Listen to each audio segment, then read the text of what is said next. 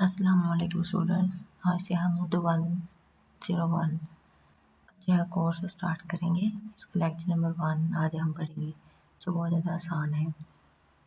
ठीक है, आप लोग इसे लेक्चर सुनने के बाद एक बार रीड आउट कर लीजिएगा, तो आप लोगों को इंशाल्लाह बहुत अच्छे से समझ आ जाएगी। चलिए आज से हम स्टार्ट करते हैं। सबक नंबर 1, ज़बान और उर्दू ज़बान की तारीख। ज़बान क्या है, ये कब पैदा हुई, इसकी तारीख क्या है, ज़बान कैसे वजूद में आई।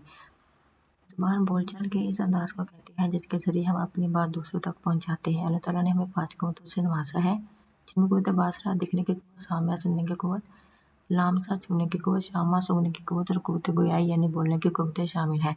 ये वो हिस्सात हैं जिनके ज़रिए हम इबलाग का काम लेते हैं और अपना पैगाम दूसरों तक पहुँचाते हैं। इब्तिदा में इंसान चेहरे के तासुरात के ज़रिए अपनी बात दूसरों तक पहुँचाता था। हम जानते हैं कि जो कुछ हम सुनना चाहते हैं, बोलना चाहते हैं, वो सिर्फ ज़बान के ज़रिए मुमकिन नहीं होता। चुनिंद और इंसान इबलाग के लिए चेहरे के तासुरात और जिस्मानी हरकत सकना से भी काम लेते हैं।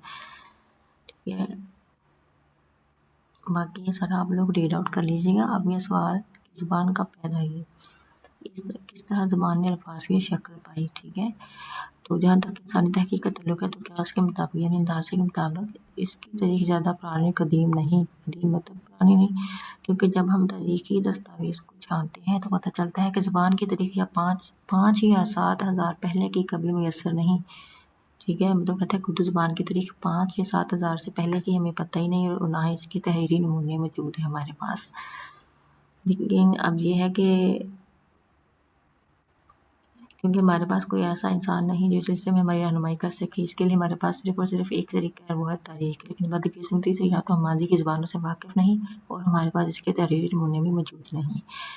ठीक है, अब यहाँ पर फिर वही बात की जा रही है, तकलीफ़ में कोई सी चीज़ का इज़हार करना, उनसे आवाज़ निकालना, या हमें आवाज़ और अल्फाज के फ़र्क को मलहूज़ रखना है। अब ये सवाल पैदा होता है कि ये फ़र्क क्या है। ज़बान अल्फाज का मजमूआ है, और ये सब जानते हैं कि अल्फाज बहरहाल आवाज़ों से बनते हैं। वो किसी भी ज़बान के अल्फाजों में उर्दू के अलिफ़ बे और अंग्रेज़ी के ए बी से ये आवाज़ों की अलामत है, लेकिन ज़ाते खुद ये अल्फाज नहीं बल्कि आवाज़ें हैं।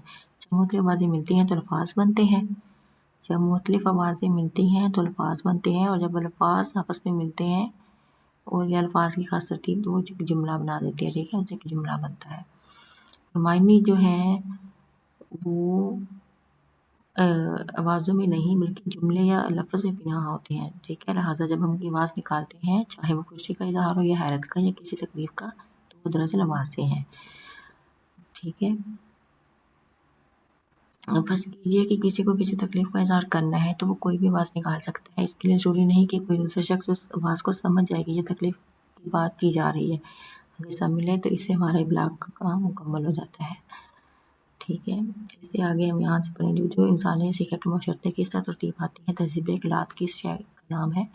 तहज़ीबी टकराव किसको कहते हैं, जंग जदल क्या होता है। इस तरह से जब अक़वाम वजूद में आई, तो कौमों से मुख्तलिफ़ किस्म की पेचीदगियाँ पैदा हुई।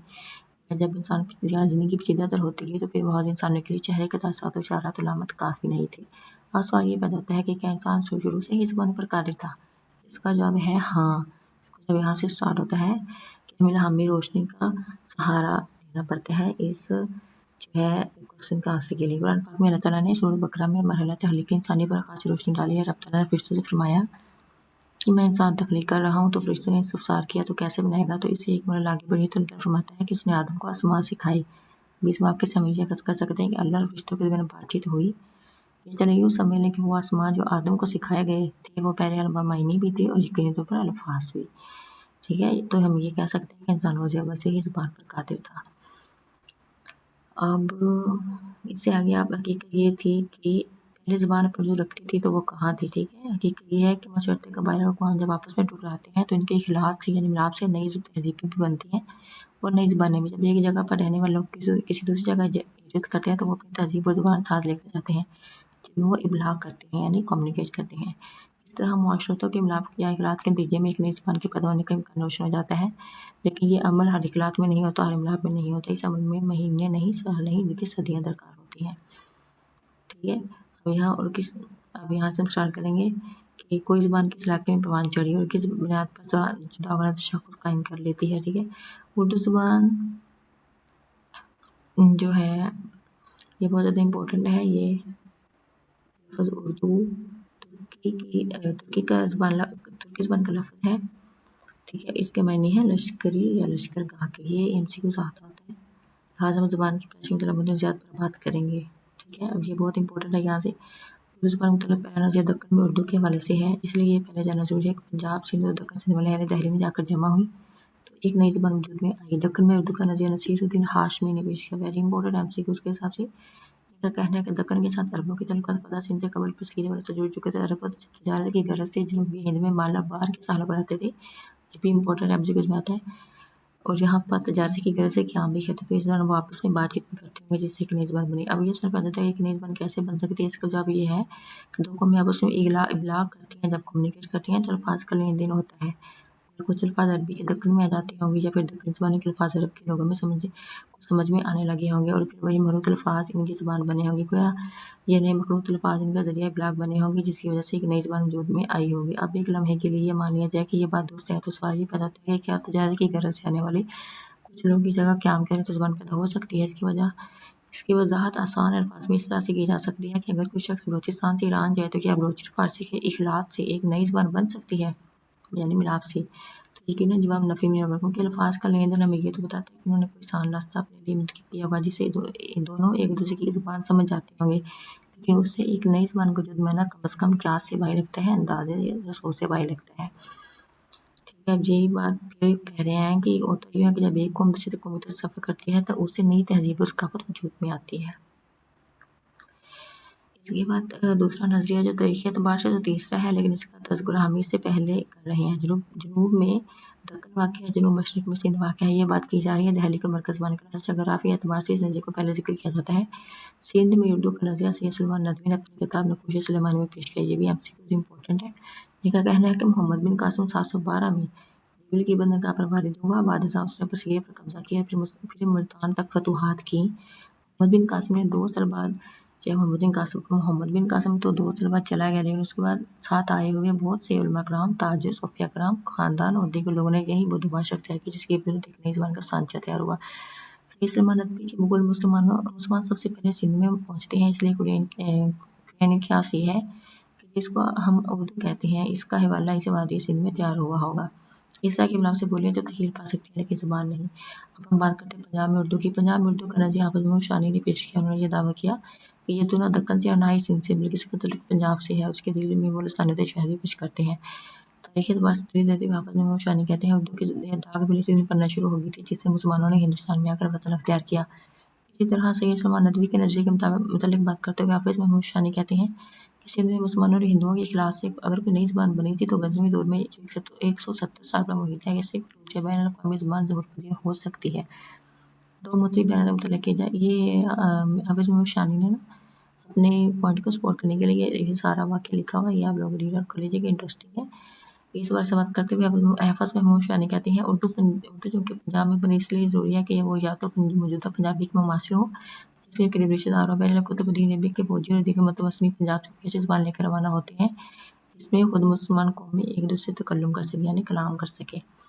ठीक है, यहाँ पर फिर वो बात कर रहे हैं कि उर्दू और पंजाब जो है वो दोनों सेम एक जैसी ही होती हैं। वो कैसे? वो कहते हैं कि जैसे उनका फ़ाइल, मफ़ूल और फ़ेल जैसे उर्दू में हम कहते हैं मैं स्कूल जाता हूँ और पंजाबी में हम कहते हैं मैं स्कूल जाना वा।